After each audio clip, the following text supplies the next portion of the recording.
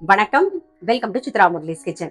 இன்னைக்கு வந்து வரலட்சுமி நோம்பு இல்லையா? ஸோ நான் அதனால என்ன பண்ண போறேன்னா, பாசிப்பருப்பு அப்புறம் ஜவ்வரிசியும் சேர்த்து ஒரு பாயசம் தான் நான் இன்னைக்கு பண்ண போறேன். அது எப்படி பண்றதுங்கிறத பார்த்துடலாம். ஃபர்ஸ்ட் வந்து கடாயில நெய் விட்டுக்கலாம். முந்திரி பருப்பு, இதுலயே ஒரு அரை கப்பு ஜவ்வரிசி சேர்த்துக்கலாம்.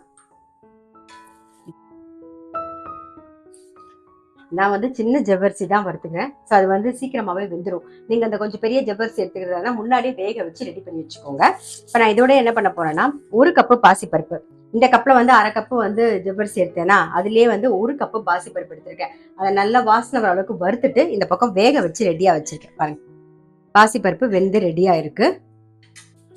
இப்போ இந்த பக்கம் ஜவ்வரிசி நல்லா வறுபட்டுருக்கா. இதுல என்ன பண்ண போறேன்னா, நான் வேக வச்ச பாசிப்பருப்பை சேர்த்துட போறேன்.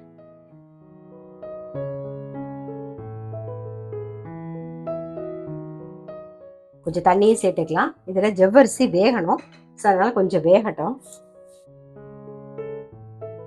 இப்போ ஜவ்வரிசி பாசிப்பருப்பும் சேர்த்து நல்லா வெந்தெடுத்து நான் வந்து தேங்காய் பால் எடுத்து வச்சிருக்கேன். இது 2வது பால். ஃபர்ஸ்ட் இதை சேர்த்துக்கிறேன். அதாவது தண்ணி பால்.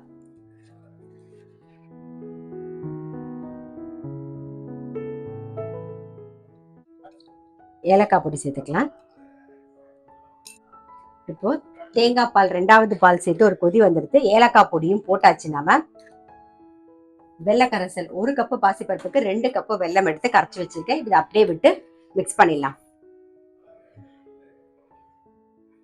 நல்லா கொதிக்க வச்சுட்டேன் நான் வெல்லத்தை.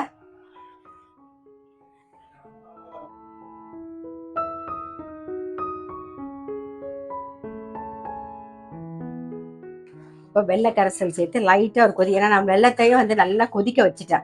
அதனால நீங்க திருப்பி கொதிக்க வைக்கணும்னு அவசியம் கிடையாது. இப்ப என்ன பண்ண போறோம்னா, திக் பால், ஃபர்ஸ்ட் பால் எடுத்து வச்சிருக்கேன். அதை அப்படியே விட்டு சிம்ல வச்சிருக்கேன் அடுப்பை, அப்படியே விட்டு மிக்ஸ் பண்ணிடலாம். அவ்வளவுதான், நம்மளுடைய பாசிப்பருப்பு ஜவ்வரிசி பாயசம் ரெடி. இன்னைக்கு என்ன ரெசிபின்னு பார்த்திருப்பீங்க. எல்லாருக்குமே வந்து வரலட்சுமி நோம்பு விரத நல்வாழ்த்துக்கள்.